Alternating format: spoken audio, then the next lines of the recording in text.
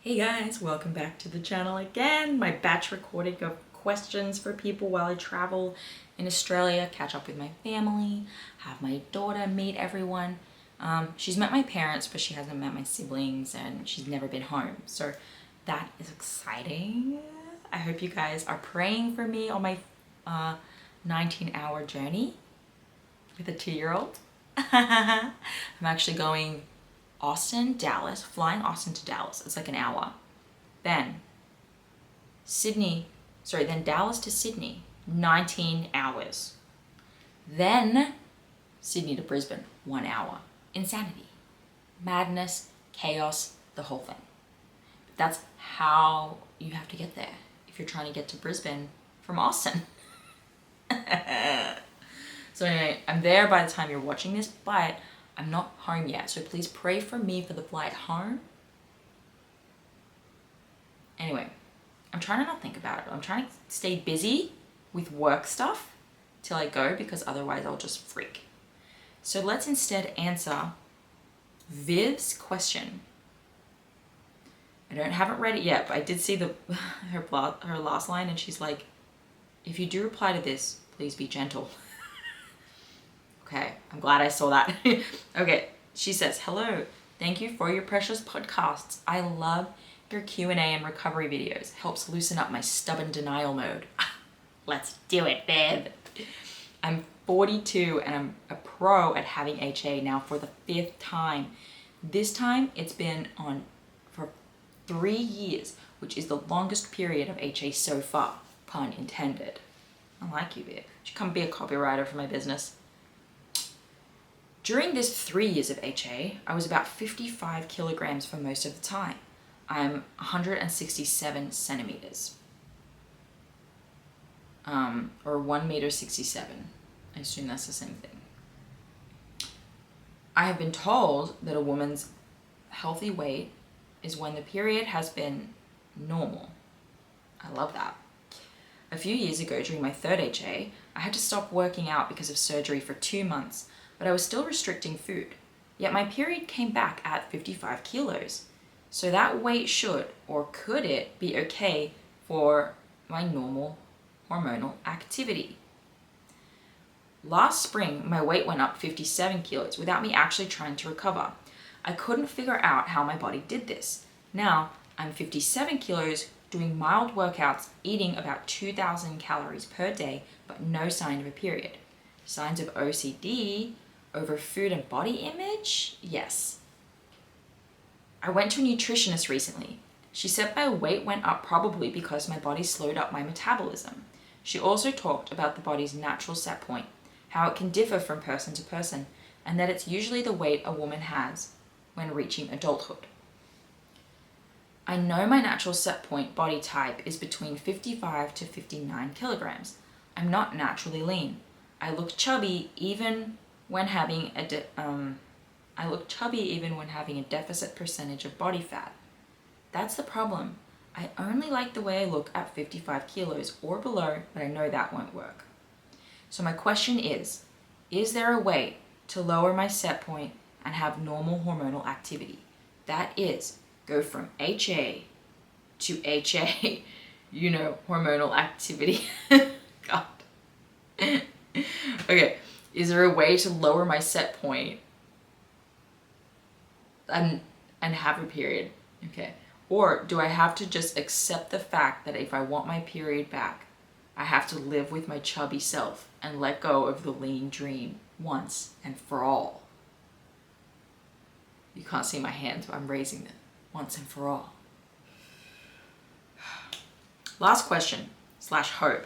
Could it be possible that if I tried intuitive eating, letting go of all restriction and thus the stress accompanying it, if I let my body and mind reset, could it be that then my period might just turn up, even at say 55 kilos? Thank you so much for reading this. I will look forward to your replying. In case you do, please be gentle, but I know you probably want to smack all of my chubby butts. Viv, there's so much going on with your question. You know the answers to this. And your main one I'm going to reiterate here. is there a way to lower my set point and have normal hormonal activity? That is, go from having HA to being hormonally healthy and still control my body to the nth degree. It's pretty much what she's saying. And also, is it possible that if I just like trust the process and let all of this go, my body will just go to its natural set point? That part, yes, is true. If you can just let it go, but you have to just be patient. It doesn't happen quickly. It's the longest part of the process. You have to let it go, let your body surrender to what it needs to do, let it gain the weight and sit at the weight it needs to be at. And then over time, when it has spent enough time there, comfortable, and has managed to get the body to homeostasis, then you're going to probably see a body recomp shift. Imagine you are reforesting a damaged rainforest. We go in, we plant plants, we release animals back in, and we hope that all of the things that they do to help that environment thrive allows it to reach homeostasis. Do you expect that to happen within a year? No. Do you expect it to begin? Yes. But to be beautiful and perfect? No, we need a handful of years. So I want to be realistic with that.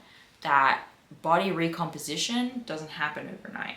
So also, you're 167, so you're ever so slightly on the taller side of average. And 55 to 59 kilos. I think I was just talking about this in the very last video, which for me was like 10 minutes ago, but for you was a week ago if you watch these in order. That is not a heavy body weight. Absolutely not. You cannot come at me with being chubby at 59 kilos, 167 centimeters. No. Body dysmorphia. This is a problem. This is a red flag. So when you call yourself Viv, my dear, who I love, and I'm being gentle here, right? When you call yourself chubby, you're the one being not gentle. This is wildly inaccurate. I know you may feel softer. You may not feel like this is super tight, 12% body fat, right? But you are not supposed to be 12% body fat. You're supposed to be well above the 20s, well above them. You're good. You know what I mean? So I think that you're really going to, this is where it's like, talk about the negotiations people have when they come into this. I want to achieve this, and I don't want any of these things about my life to change. How do we do it? And sometimes people have a wider net of negotiations, and sometimes people are like are being very narrow about it. And I get that narrow vibe from you, right? I will not like I think if you saw a 6, like the 60 on your scale, you would probably flip and just be like, no, this can't be it. It must be something else. It must be PCOS. It must have a tumor. You just like, no, right? And that's a really tight boundary to hold. And that's going to be difficult to overcome, right? If you try to get your period back holding that boundary, and that's what you're trying to do, but you also see it, right? Because you're emailing in and you're saying that you're doing this and you're wondering if it's possible. And I don't think it is, right? You have been on and off HA, meaning your body has never been able to fully come out of this sensitive state. It's remained sensitive. You've always given it the minimum it needs to get a bleed, right? But when things aren't going perfect, you just fall right off. It's like on a tightrope, which is evident in what you're saying about how, like, I had a period at, somewhere like 57 kilos or something, and then I started exercising, it went away, right? There's a difference there.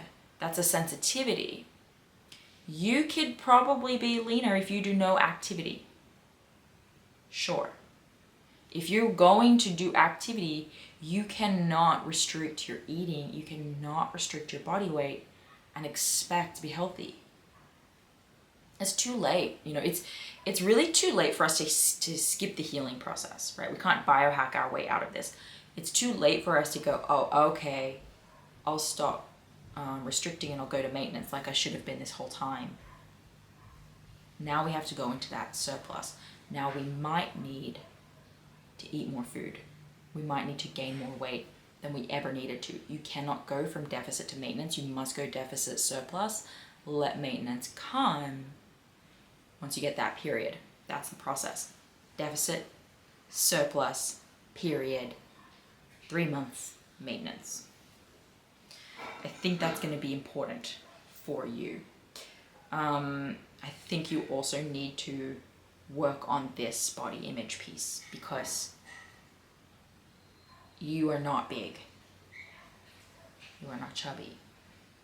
I think that, dude, I swear some of y'all would see me in person and you'd be like, oh my God, she's big.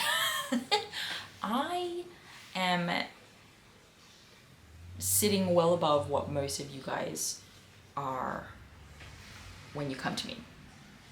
I've had very few clients bigger than me, and I'm not big. I'm great. I'm hot, I'm curvy, I got the thing going on. It's gonna be great.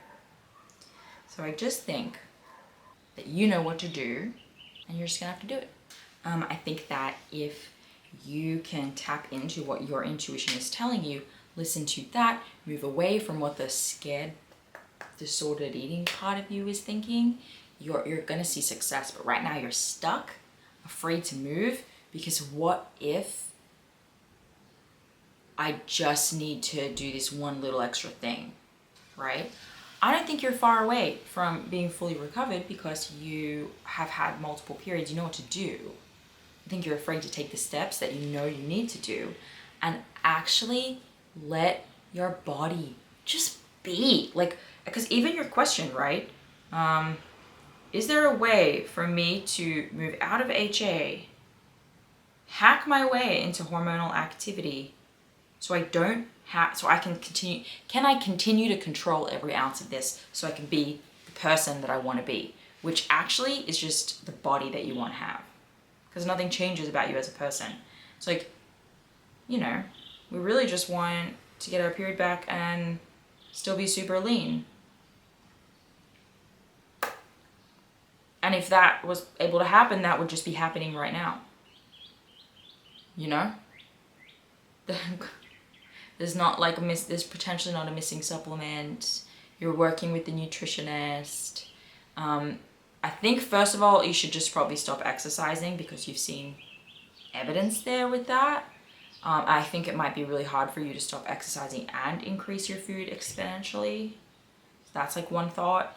And it sounds like you're one of the people that may have a sensitivity to exercise. So some people are more sensitive to introducing exercise than they are to reducing food.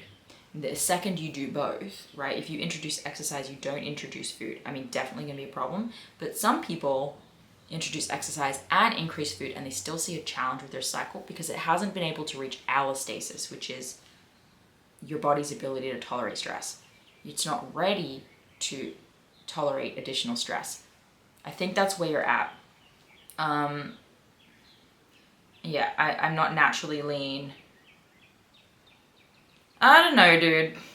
I think there's a there's this belief. There's just this belief happening that like it's not okay to carry body fat. Like it's not okay. It's a genuine health problem. The fact that I have body fat is definitely bad and objectively a problem. So we can't say that it's helping me. Like, no. Do you understand the role of body fat in the body? Are you aware of how body fat plays into the creation and communication of hormones, leptin and ghrelin, which is so important for sending communication pulses through the body that say, hey, we are safe. Hunger and fullness cues are very reliant on your actual ability to have body fat. So when we're chasing leanness, we're chasing less health often, right? When we're trying to be lean all the time, right? And we've got, as a society, we have quite a skewed definition of lean. Tell you now. We've now made lean mean that there's no body fat and that you can see all your muscles and have a six-pack. That's not lean. I mean, like, it is, but that's not where it begins, right? That's a skewed perspective. You need to have some body fat. When your cycle is disappearing, when you lose a little bit of weight, you have this is the information, this is the message. There's no more questioning. This is a problem, right? And I'm not out here trying to ruin everyone's life, telling them you gotta gain weight, have a bad life. No, it's awesome to have your period. It's awesome to stop obsessing about how lean you are. Your life gets better. Go have some fun. You know, I hear you here. I'm having these OCD issues, these anxiety issues over food and body image. That could all go away. You could enter into the good life. Welcome to the good life, where you can hold some body fat, you can have some jiggle, and it doesn't matter. You're more healthy because of it. Everyone around you still loves you. Nothing bad happens. This is the case for most people, right? Everyone loves you. That's it. That's the thing. I feel like I'm waffling, so I'm gonna stop. But I want you to know, Viv, that you know what to do. If you need help, encouragement, like, let's chat. I love your email. You crack me up. We vibe. I will talk with you, right? I'll work with you. But you also know what to do. So there's that. I hope this was entertaining for you guys too, helpful if you got something out of it. Please like and subscribe to this channel. If you have a question you would like to submit, please send it to me, Danny@thehasociety.com, or on Instagram, or in the comments on the YouTube below. And I'll see you guys next week for another episode. Mwah.